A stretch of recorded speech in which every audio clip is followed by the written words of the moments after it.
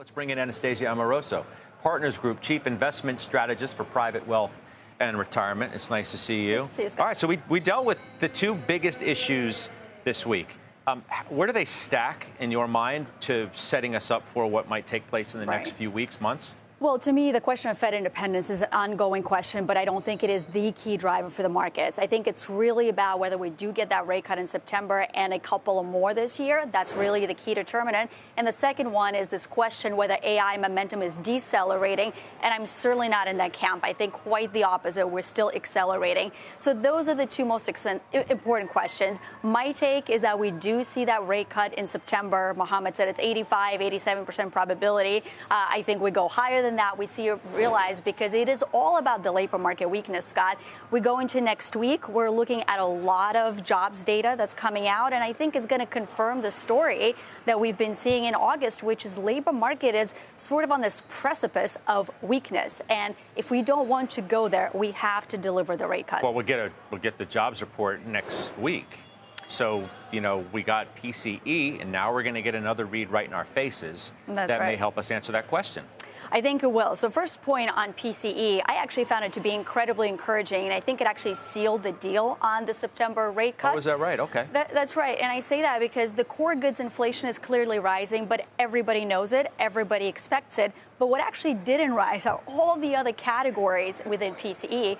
And for example, if you look at services inflation is running about 2.5%. Guess what? It was running at 2.5% year over year this time last year when the Fed embarked on the rate cut. Also, if you look at gasoline prices, they're declining. Food costs, they're sort of stable. So I think the Fed is likely to look at this and say, we don't have this pervasive rise in inflation that's sort of infecting other parts of the economy outside of goods. Let's leave the Fed and go back to AI, because you said there still is a lot of momentum. Of course, there's momentum around the investing, the spending, and the idea that this is going to continue to be an investable place and a good place to be. All of that is different from whether the stocks are going to continue to work as well as they have after sputtering a bit this month. No, what does that movement, the price action in the names, tell you about your whole idea of where we are? Well, I think it's readjustment to the fact that the growth rates are slowing down. So the reason why investors on the surface were disappointed with NVIDIA is because top line is not growing at over 200% year over year as it was. It's growing at maybe 50 or 60%.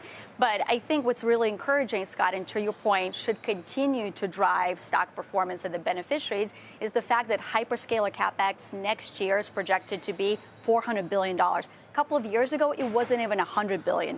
So that's still all of that is to come. Some of that will be allocated to NVIDIA chips and some of the others, but a lot of it will be allocated to things like data centers. And it's not just putting up a box, but it's putting up the connectivity, it's putting up the cooling, it's putting up, a lot of the services that go along with it. So I think as the total addressable market growth materializes, that's what ultimately drives those stocks higher. The derivative on both fronts, right, of Fed cuts and AI trade is what happens with the broadening trade.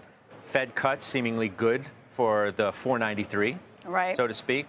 The AI trade, depending on how that goes, is going to determine in some respects how that broadening trade goes as well. Yeah.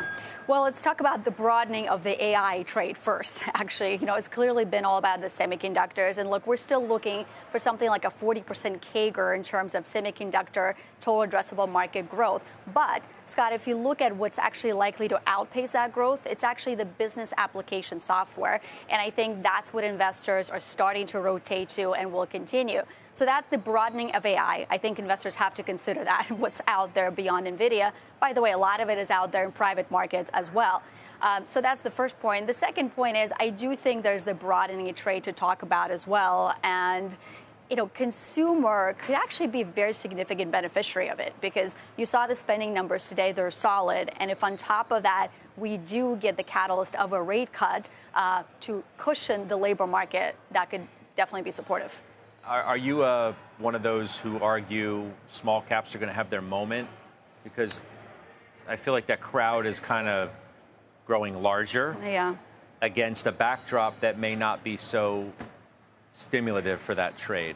I'm one of those people who thinks private equity, middle market growth companies will have their moment. And that's what we see clients increasingly look to, is not the small cap allocations, but what can they do in private markets. And Scott, one of the reasons for that is that if you actually look at the earnings growth in some of those PE-backed companies, it's about double what you see, for example, in the public markets. If you look at the margins in some of those PE-backed companies, they're actually more robust, more resilient, and we have the ability to build those margins over time. So I would say a lot of clients are looking to the private markets for those allocations versus the publicly traded small caps.